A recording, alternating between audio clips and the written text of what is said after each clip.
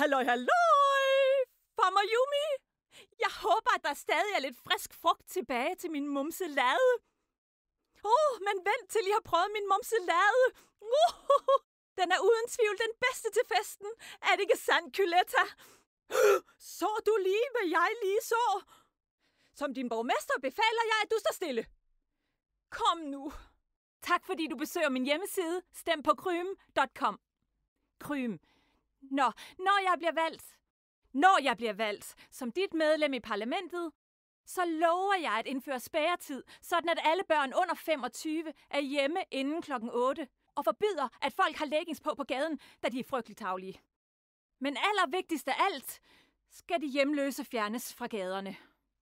Sæbeunddragere, transportable vinsmagningsklubber, storbykampister, kald dem hvad du vil. De er en plage for samfundet. Chat, det ser ud til, at kæmpeboblen er begyndt at dryppe. Når som helst kan den briste og drukne verden i... Mange tak. Halløj! Frygt ej, spinkle orange dreng, for jeg er din børnepige. Jeg blev ansat af jeres kærlige forældre. Jeg har ingen faglige kvalifikationer, men et meget muntert gemyt. Jeg er her for at tilfredsstille alle jeres barnlige behov. Jeg laver mad, gør rent, synger. Ja da, alle barnepiger synger. Hvad hvis du og jeg synger sammen? Hvad?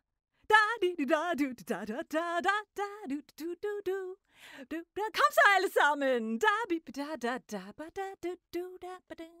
Miau.